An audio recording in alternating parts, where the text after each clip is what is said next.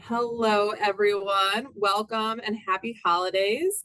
My name is Jen Braun and I direct the AHA Team Training Program. Welcome to our final webinar of the year, our December webinar on what's data got to do with it, why data is mission critical to your TeamSTEPPS success.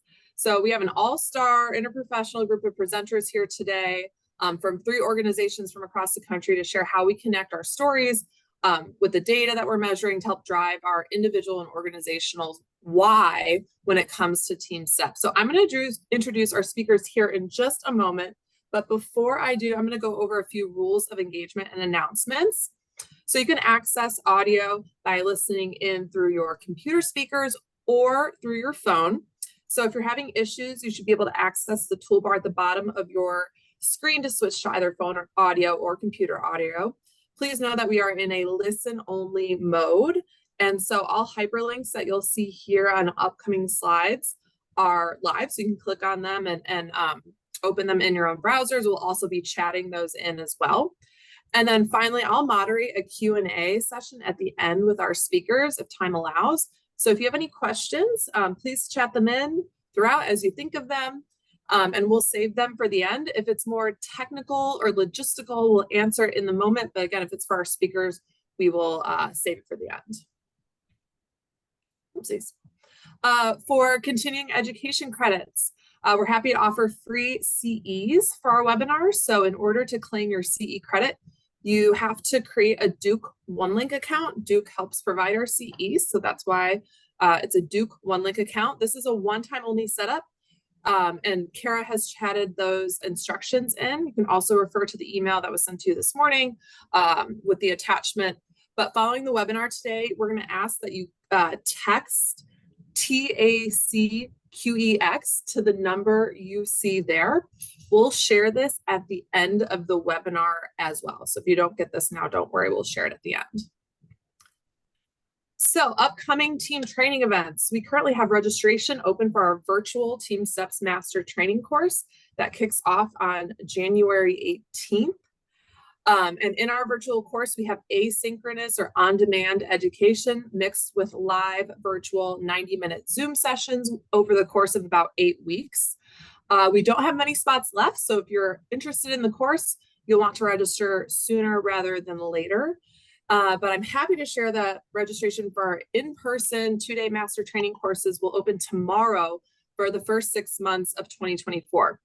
So our courses cover the TeamSTEPPS 3.0 tools, and we couple it with a concept called human-centered design thinking. And so these design thinking exercises have been developed exclusively for AHA team training, and it helps teams construct both strategic and tactical plans to help teach, coach, measure, and implement TeamSTEPPS. So keep an eye out for the email announcing course registration tomorrow. We highly, highly encourage teams of at least 3 to attend, and we also offer a team discount, so keep that in mind. We have registration open for our January webinar on utilizing team-based care and TeamSTEPPS to strengthen and support today's interprofessional workforce. So in this webinar, we'll have a facilitated discussion between a physician and nurse leader, along with a large group Q&A on the current state of the workforce and how TeamSTEPPS can help support the workforce. And also in that webinar, we'll give you that sneak peek to our curriculum, including those human-centered design thinking exercises. Finally, if you're looking for a more customized training solution, we offer on-site trainings where we come to your organization to deliver anything from a 2-day course to a more comprehensive multi-month, multiple on-site trainings and virtual courses to really help with that support and sustainability. So if you want more information, you can go to our website to learn more. So with that, I would like to introduce our group of fantastic presenters. Many of you will recognize Rhonda Fisher, who is our team training clinical program lead here at the AHA, along with 2 of our TeamSTEPPS faculty. Tanya Martino is the clinical director of team performance at the University of Washington. And so she and her team lead our virtual master training course in January. And then Stacy Norton, who is the chief of staff at Houston Methodist Willowbrook. Her and her team host one of our in-person courses in April down in Houston. So You have a wealth of resource and knowledge here today, so I'm going to first hand it over to Rhonda.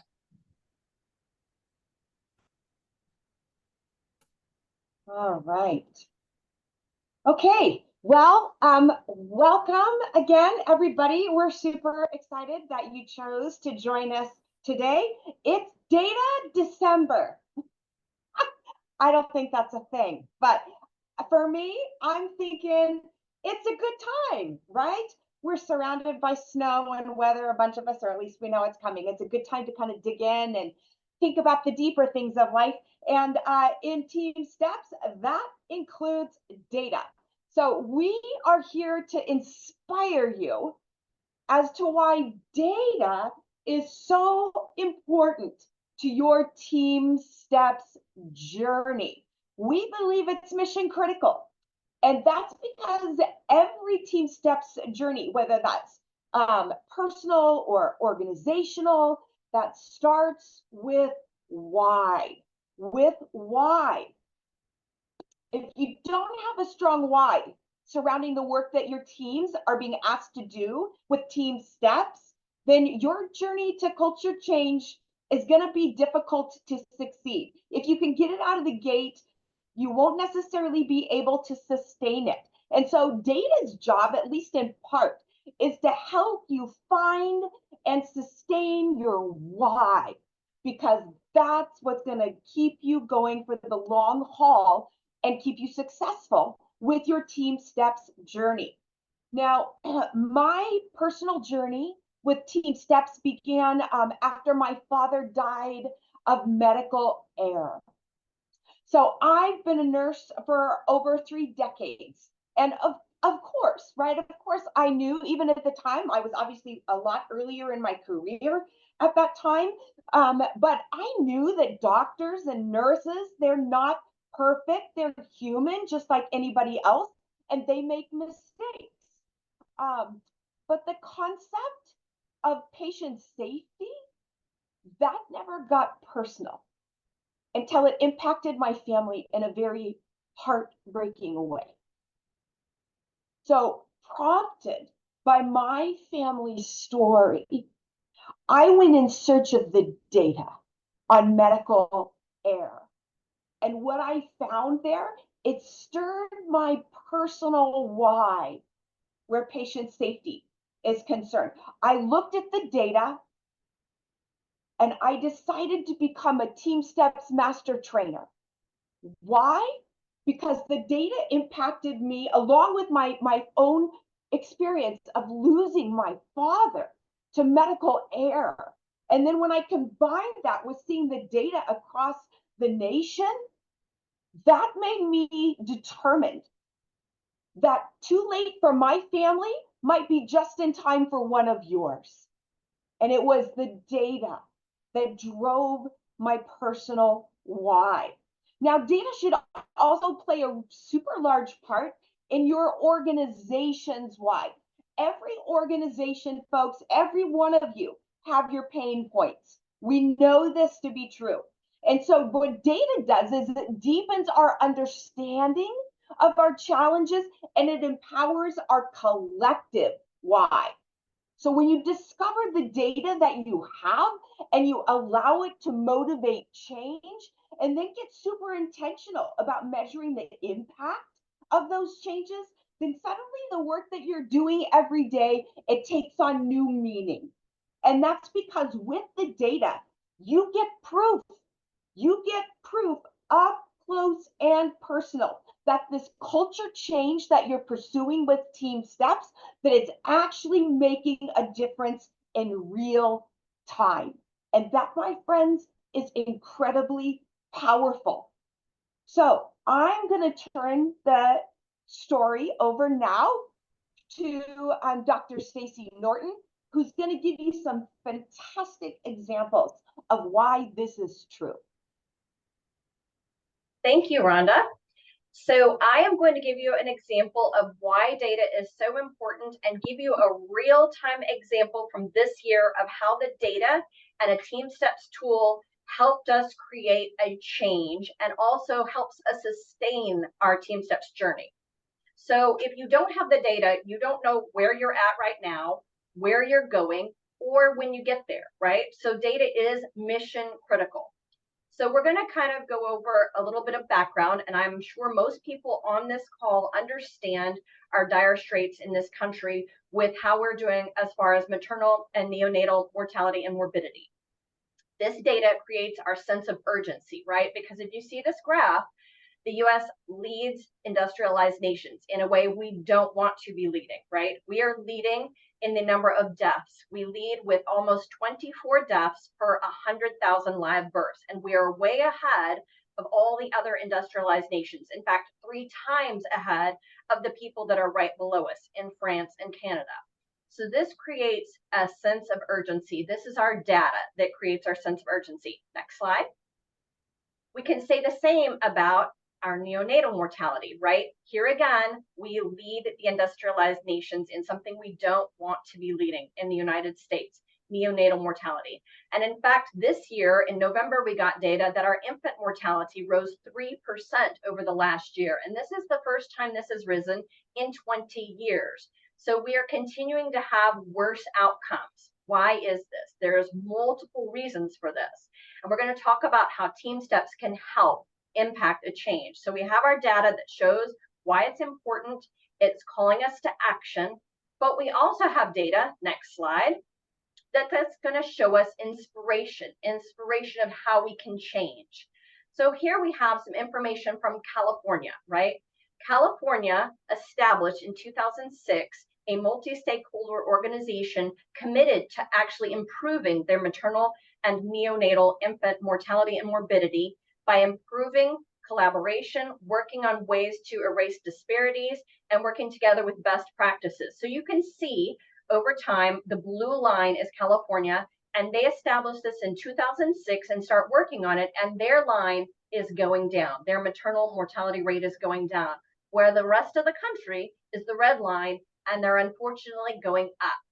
But if California can do it, so can others. They had a California Maternal Quality Care Collaborative, which you can actually sign in. You just have to create an account and you can go in and see what they're doing and kind of partner and do the same kind of things.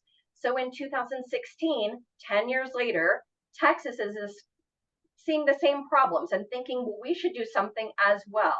2016 is where I had a personal reason to learn about TeamSTEPPS. We saw a sentinel event with a maternal hypertensive emergency that resulted in a maternal death. And I went with 2 nursing leaders to Tulane to get my master trainer certificate. And in 2020, we applied here at Houston Methodist to become a TeamSTEPPS training site. So in 2016 and 2018, Texas is deciding that we need to start implementing the AIM bundle, which, if you're not familiar with that is, it's the Alliance for Innovation on Maternal Health. And we're going to start rolling out postpartum hemorrhage training in 2018 through 2020. So our unit is using TeamSTEPPS training, simulation, and rolling out these hemorrhage bundles to get ready for our Texas first designation survey. So our site is supposed to have our first designation survey in June of 2020. So we're rolling out TeamSTEPPS hemorrhage bundles and getting ready. And we did actually have our in-person site survey in 2020. But of course, then we also had a pandemic. So fast forward 3 years later, and it seems like a lifetime, we are now in 2023, and we're getting ready for our next maternal designation survey. It's in April of this year of 2023. And this is where I want to show you real-time data and how we paired it with the TeamSTEPPS tool and made an amazing change. Next slide, Rhonda.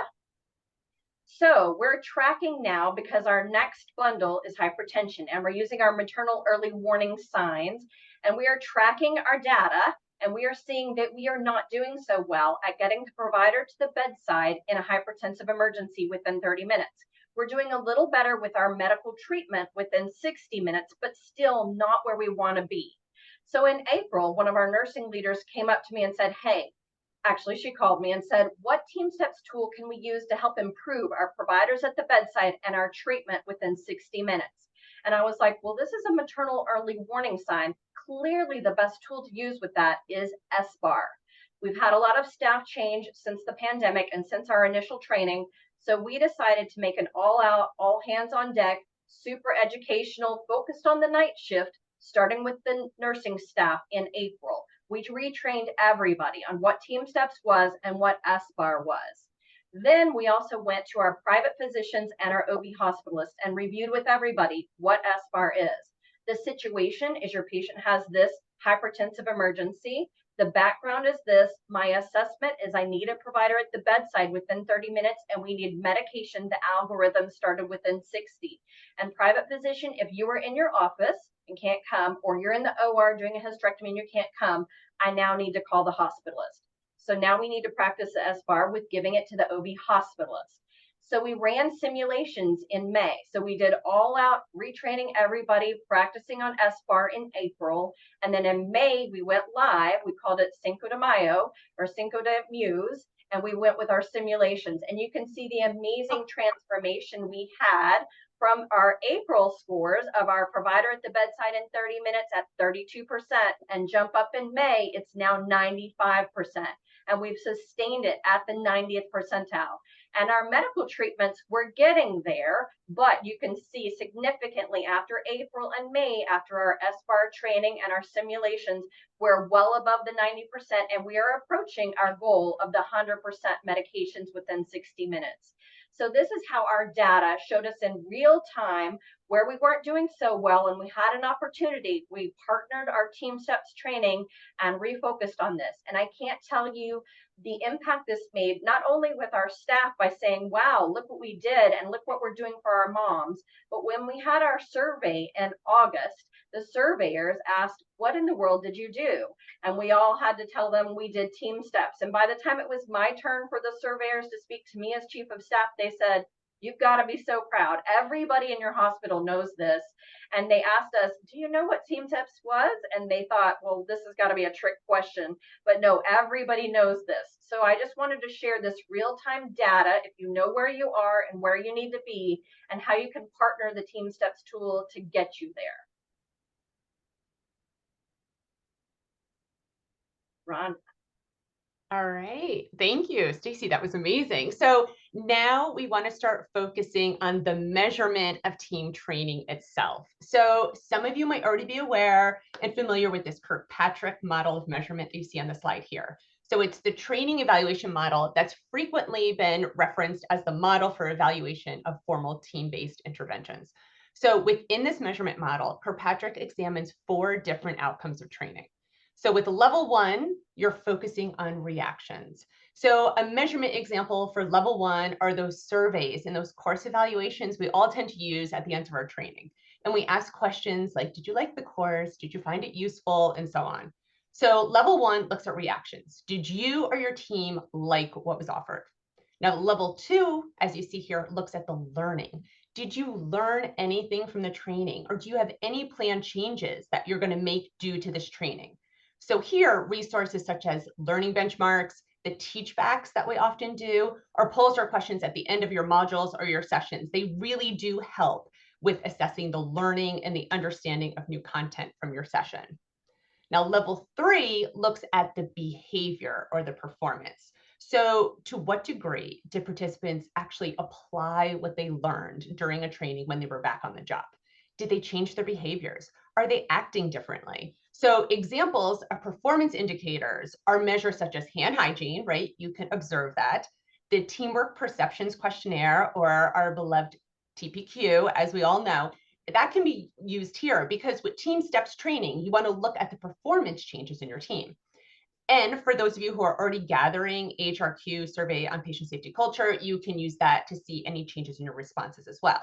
And then, of course, narratives. You know, Rhonda already talked about hers, and Stacy spoke about hers, and we're going to talk more about narratives in a little bit. But those narratives from your staff, from your patients, from your family, they are such powerful stories. And it gives us insight, honestly, on how things are going on the front line and how well your TeamSTEPPS implementation is actually going. And then, as you see here, level 4. This one tends to be the hardest one, right? This is looking at the overall specific results, and these are often organizational results, right? Are we making a difference in outcomes? Are we making a difference in general? So with this, we look at patient outcomes, and we look at clinical process measures for these answers. And we are going to actually talk about that in our next slide. So there are two types of measures that are most often used in healthcare. There's outcome measures and there's process measures. So with our outcome measures are these high-level clinical or even financial outcomes, right? An outcome measure, it's a measure that often focuses on the health status of the patient or a change in their health status resulting from healthcare. These can be desirable or these can actually be adverse. And some examples of metrics for outcome measures include mortality rates, readmission rates, your surgical site infection, complication rates, and so on. Now, in comparison, we also have our process measures. So our process measures are those specific steps in a process that lead either positively or negatively to a particular outcome metric. So process measures are often intended to promote that evidence-based best practice that that have been proven to improve outcomes overall or the patient experience of care. And process measures are usually measurable, directly measurable.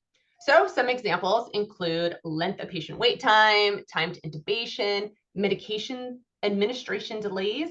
So for example, if you're looking at your emergency department length of stay metrics, you might determine that there's lengthy delays in radiology reads that are actually impacting your speed of diagnosis and overall discharge timing.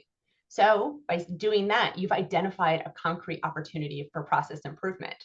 Or if you're concerned about infection rates, right? Of course, you need to follow that outcome metric or that outcome measure that you're tracking. So for example, the surgical site infections.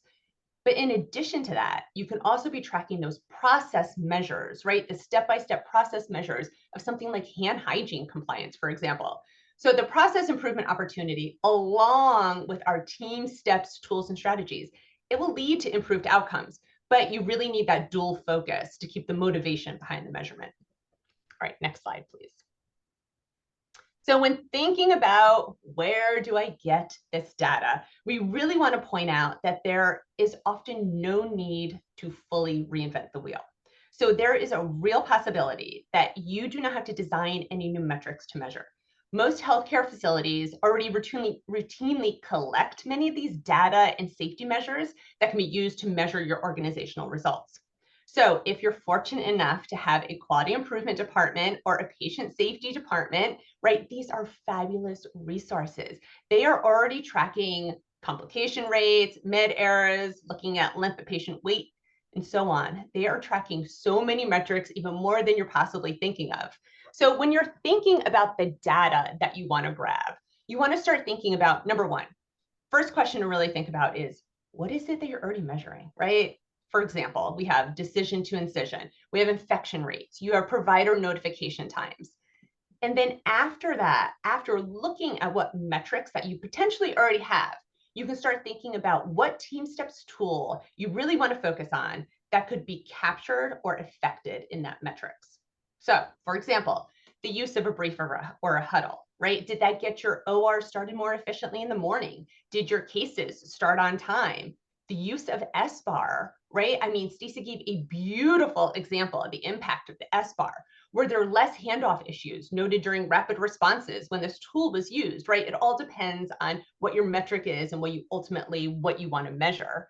And then the last part is you're going to want to measure the before and after picture, right? Focusing on the process measure and also that outcome measure before and after the implementation of your TeamSTEPPS tool. Next slide, please. All right, so when we're talking about this evidence or this data, we want to talk about both quantitative aspects, which are numbers, and the qualitative aspects, which are the narratives. So let's start with the quantitative, the numbers, right? Some examples of this, as you see here, you've got your statistics on health outcomes, you've got mortality, you've got morbidity, you have dashboards that so many of you work so hard on, and survey results, which I think we all know there are plenty of survey results to often pull comparisons from, and you have research data. You've got your reputation, your hospital ranking, thinking about that leapfrog score or that Medicare hospital rating, like how many stars are you? And as we all know, much of that quantitative data leads to financial impact, right? It leads to impact on healthcare costs and potential loss of revenue. So I think many of us in healthcare tend to lead with numbers, right? Our focus is on the data, and rightly so. But to really try to engage more of your staff and help them really understand the why for anything, especially TeamSTEPPS, we also have to tap into the qualitative examples as well. So our qualitative are really more of our narratives, right? So your evidence with this comes from your example case studies and stories, whether it's from an adverse event report, whether it's from staff or patient or family. Testimonials, right? These can be written, these can be videoed. You've got patients and families, and those are really tapping into that social emotional tie. And then ones from peers, right? Think about wellness and burnout in the resilience lens. And then the themes analyzed from survey comments. These are the comments from your patients, or depending on the survey, from your colleagues, right? Those you work with day in and day out. And those comments are often really the pulse of what is going on out there. So these qualitative examples, those case studies, those patient stories, those survey comments, they're going to make the quantitative, that data, those numbers more personal to many. And so your patient safety or your TeamSTEPPS request will make more sense, and it's actually going to hit home with more people when linked or supported by a narrative, which will actually likely lead to your colleagues wanting to join you and do what you're trying to do in regards to your TeamSTEPPS implementation. Okay, I'm going to send this back to Rhonda now. Thanks, Tanya. Okay, so I love this Walt Disney quote. The way to get started is to quit talking and begin doing. And for those of us who love to talk, it's just a great reminder that sometimes we just kind of perseverate over this issue of what metrics should we choose and how is that going to be? And we can end up in analysis paralysis when really what we need to do is just do like Houston Methodist did, right? When they just looked at the data that they had around a particular issue and they're like, okay, let's just think about one tool that could impact that and let's get started. So don't get too hung up. Now, I recognize that actually when I looked through our registration list today, a lot of you are already your quality and risk people. Like this is not, a lot of this is not news to you, right? And so part of what we wanted to do is give you a resource in this webinar that you could bring to the people that you work with, that you need them to understand. You need to break it down into really simple, scalable concepts about measurement and why it's important. And this is something that you can share with, some of your units at their staff meetings or your certain committees or people where you just want to say, look, this is what data can do for you. And it's really as simple as this. It doesn't have to be some big complicated thing. And so don't get too, caught up in analysis paralysis. Don't worry too much about, are we choosing the right one or not? Like, just get started. And when you do so, you're going to start driving those before and after pictures that are going to be super powerful, especially as you move forward in your TeamSTEPPS implementation. So we want your stories because the world, quite frankly, needs more stories like this one. Stacy did a fantastic job, when she brought this forward and just said, look, we use the data to show us that, we had a significant problem and we needed to create a sense of urgency around that problem. They applied their TeamSTEPPS tool and then they were able to use that same metric to turn around and inspire their teams. That, look, this is what TeamSTEPPS can do for you. This is what a simple TeamSTEPPS tool can do for your outcome measures. I mean, I'm just thinking about the fact, all of you in our listening audience, why I love this story in particular, and why I asked Dr. Norton to come back on and show us this story. is that all of us have our lives touched in some way or another by someone who is either, we either are having a baby ourselves, we have a, son and daughter that are getting ready to have a baby. I'm a new grandparent, so, this hits me right where I live here. Or you have friends that are touching this world in some way or another. And so what I wanted to show you was how powerful the data can be to inspire change. I want to know that when my daughter-in-law and son go in to have their next child, that, the nation's getting a handle on these issues that are affecting both maternal and neonatal morbidity and mortality. And I look at this data and I'm inspired. And the world needs more stories like this one.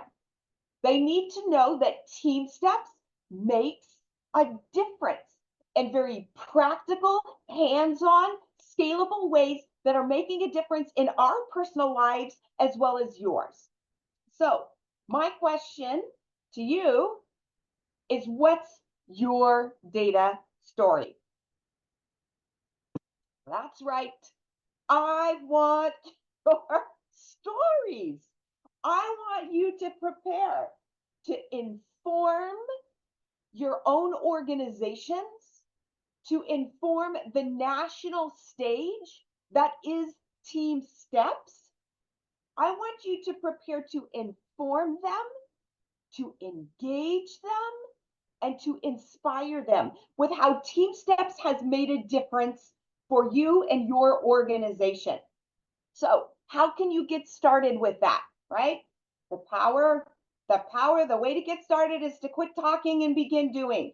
So here's one very powerful thing that you can do to actually begin doing when it comes to setting the stage for culture change in your organization through your data. So here at the American Hospital Association, our team training division is moving forward in what do we call it? A campaign, so to speak, a national campaign of Tell Us Your Stories. Tell us your stories. We're calling them implementation snapshots, and what they're meant to do is give the nation a healthy dose of TeamSTEPPS inspiration.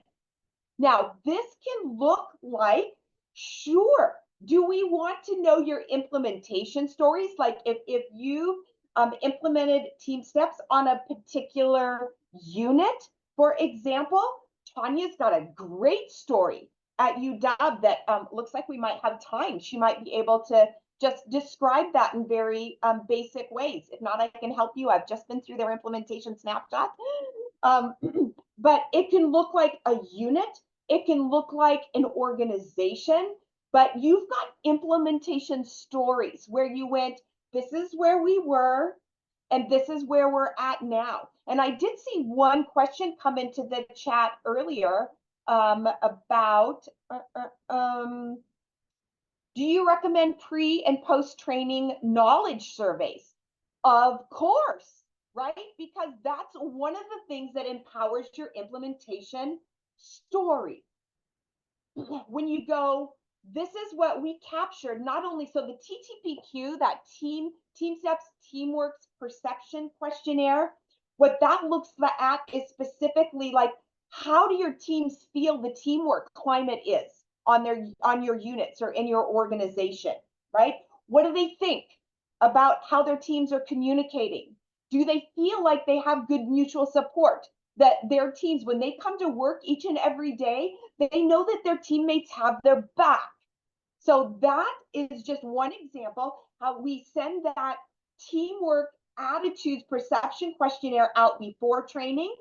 And then we offer to do that after training at 6 months or 12 months into your TeamSTEPPS implementation, because that is one really super simple way where you can show a before and after picture of how TeamSTEPPS is beginning to change the culture in your organization. And knowledge surveys would act in the very same way. So if you wanted to know where your implementation efforts really need to focus, You bet. ARC has a ton of tools on their website that you can use to do a pre-assessment on just the knowledge of some of the tools and concepts that they're going to learn in TeamSTEPPS. And then again, measuring that before and after picture is going to be super powerful for motivation's sake. So again, these can look like an implementation story. These can look like just a TeamSTEPPS success story. So in the case of Dr. Norton here, right, this is just one story where they went before, TeamSTEPPS tool applied, after. It's a TeamSTEPPS success story. And what we also super love about that is her story included, as Tanya talked about, we got to hear in Dr. Norton's story, we got to hear both the qualitative and the quantitative, right? We heard their narrative that, wow, this is what it did for our team and how we feel about who we are in patient safety over this issue and the other issues in our organization because we are TeamSTEPPS. And then we saw that incredible, Stacy, I don't know if you saw all the chat like pinging with, oh my gosh, that's incredible. How did you do that? How did you get your providers involved? And so we can definitely, I think we're headed for a moderated discussion here in a few minutes. She'll be happy to talk about that. But she used the data then to inspire that success story across her organization. So I know that you've got stories out there. You've got personal and organizational success stories, and we're interested in your narratives. We're also exceedingly interested in your numbers, in your quantitative data, because you witnessed for yourself in this webinar just how powerful the numbers can be. So share your TeamSTEPPS journey with us. You can access these slides. You've got access to them now, actually. You bring those up. That's a live link, people. You can click on that thing. It'll take us to an interest form where you just get to answer a few questions, kind of start poking the bear a little bit about, would this be something good for me and my organization to do? And then we'll reach out to you and we'll help you with your implementation snapshot success story and how you can craft that. And then we'll give it national press. I'm just telling you right now, national press on your TeamSTEPPS success story. So we really want to hear from you. This is a national effort to bring quality and safety to our patient safety stories across the nation, and quite honestly, to our workforce resilience and retention. This drives a lot for there as well. So I am just talking. Can you tell that I believe in the power of data? So, but let's hear from any other questions and answers you have. Jen, I'm going to turn it over to you, and we'll go from there. Thanks, Rhonda. Appreciate you and Stacy and Tanya sharing your insights and your stories and your data. So one of the questions that I do want to go back to, and Rhonda, maybe you can flip to that Kirkpatrick slide on slide 12, I believe. Okay. So the question was asking, that Carlene submitted, was asking about that level of learning.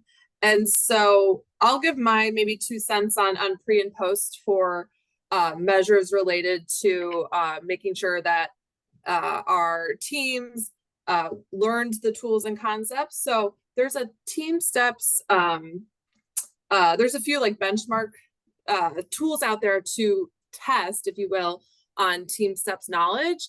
And although that can be helpful, we really want you to think about what you're already measuring and being really strategic about any new measures you're introducing. So this is my 2 cents, and I'll let the other faculty chime in. If you're thinking about introducing a new measure, a new survey, really think about the value that it's going to provide. I would not recommend necessarily providing a TeamSTEPPS like learning type of survey pre and post. Instead, I would focus with what you see there in the example. So you can test participants' knowledge and whether they've learned the concept through those in-person courses. So how can you incorporate Jeopardy once you've finished teaching some of the tools and concepts to test to see if they were able to really retain and understand the tools that you just taught them.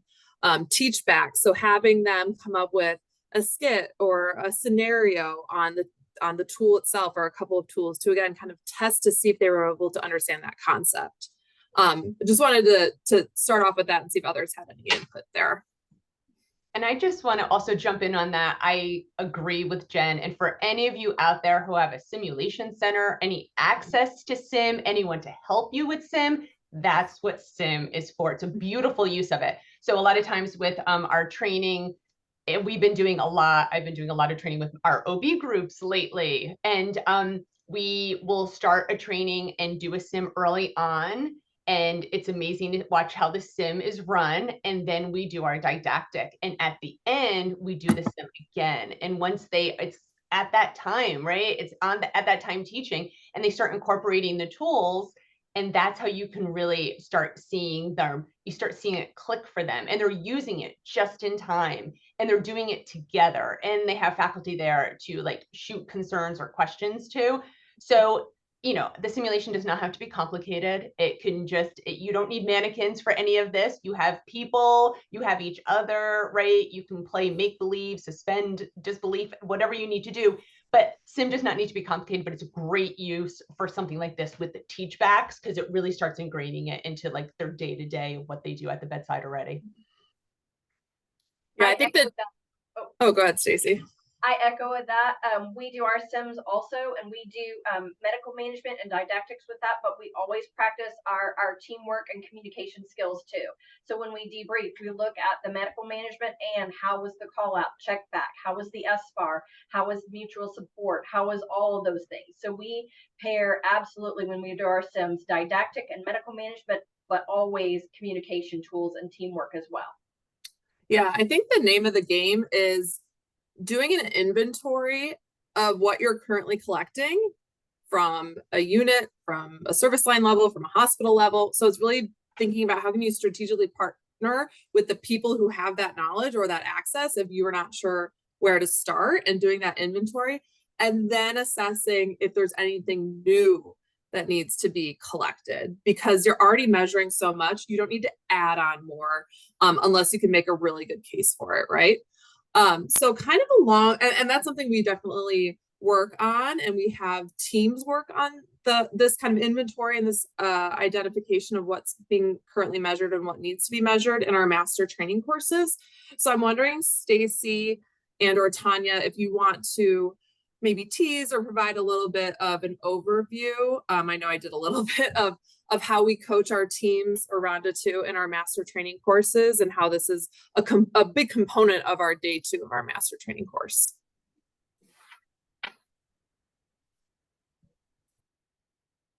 Tanya, you want to start that out? First. Stacy, perfect. So the first day, we usually go over all the tools. And the second day, we talk about human-centered design thinking. And for me, I know we did not have anything like that in medical school. Neither did our nursing partners. Nobody had that. And I think that is hugely important to think about. How are you going to educate people? How are you going to show that this is successful? How are you going to sustain this, right? So I kind of think of it as the business piece of it. And I know it's not really business, but to me, it's how we're going to make this happen, how we're going to continue this. And so we talk to them about breaking down what is your why, what is the tool you're going to focus on, what is the problem you're working to solve, what is the metric you're looking to move the needle on, and how are you going to show that this works. And then I really think that one of the ways we have been so successful at it is having a physician and a nurse partnership. And then when we show one unit be successful, then the other units want to know how they can be successful too. And then we've been invited to other places. And then once everybody understands that TeamSTEPPS is not something new to do, but it's how we do everything and how you can make things better, then people go, oh, I get it now. And that's how we make sustainment and momentum.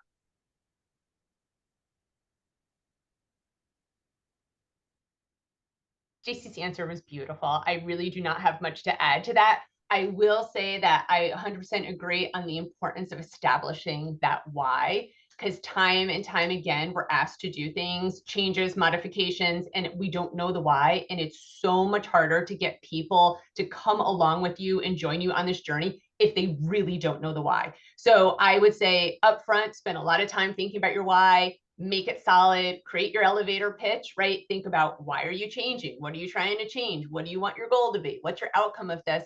And having that elevator pitch is really important. You often don't get to meet with people for 30 minutes, 45 minutes, an hour. Sometimes you have 3 minutes to talk to someone in an elevator about something. So have your pitch ready to go, right? Spending time up front thinking about that stuff really does help with the rollout and implementation and to get people to join you along the journey.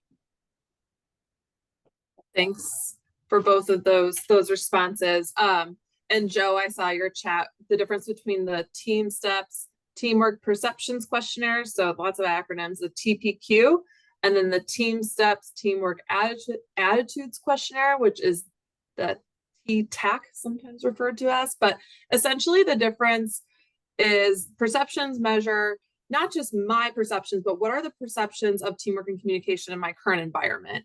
So it might be something along the lines of, staff in my unit feel comfortable speaking up. That is a question. Versus the attitudes questionnaire is, what do I think about teamwork and communication? So I'm being silly, but I think teamwork is important.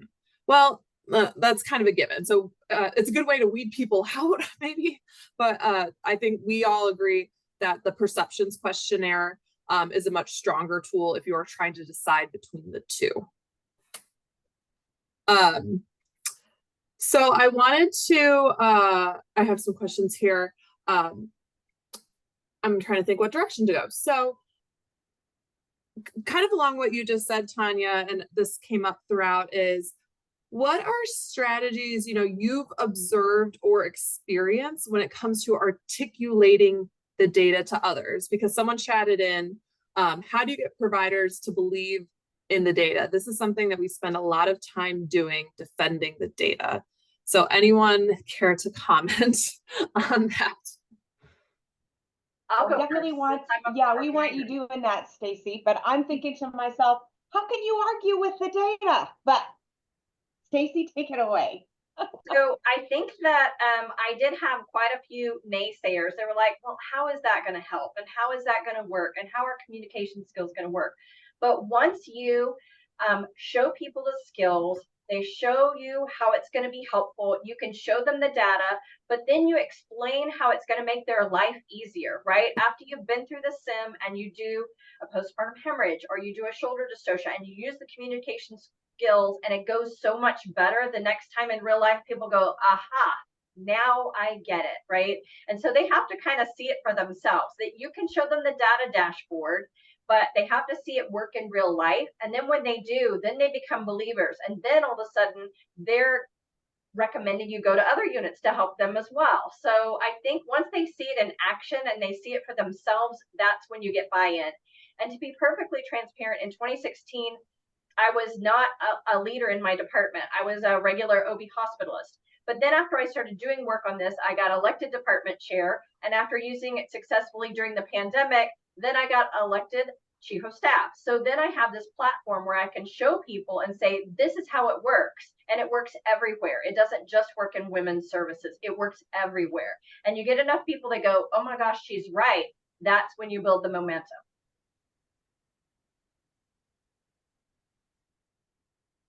Other strategies that we felt has been effective in articulating or presenting the data or the why behind TeamSTEPPS? I will jump in to say, when you're doing your training, if you're aiming for the gold standard, which would be some intraprofessional training, we already talked about this in the webinar, but I just want to reiterate the need for the data with the story. It's the head speaking to the heart, because you will have half of your class is jamming with the data. The other half has completely zoned out on you and they hate numbers. So if you can try to bring those two together, right, and just like be able to speak to both sides as much as possible, then you can get as many people to further understand why you're doing what you're doing. because as much as we all in healthcare love, love, love data, not everyone that you're teaching to in your organization does. But if you can at least take away for them to better understand that data, that changes everything for them. Super well said, Tanya. I think collecting stories from within is an organization's greatest opportunity, and sometimes one of the things that's overlooked the most.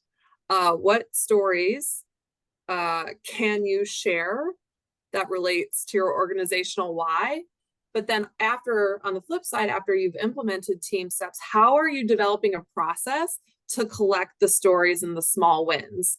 So, say you're rolling TeamSTEPPS out to labor and delivery.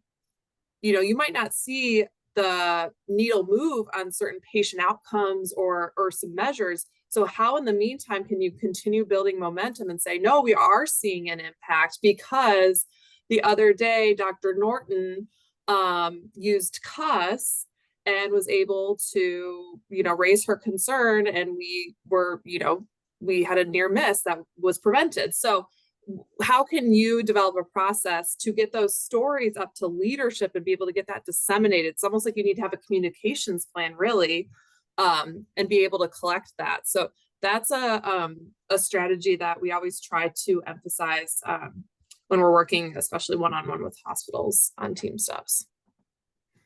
I would say too, in the emergency department, where I worked for almost 30 years, I can't believe it. We would have we had a TeamSTEPPS board up in the unit where we would put our particular stories that we were working on for that particular month or in that quarter, and we used the data. We printed up posters or larger size of our bar graphs or pie charts or whatever.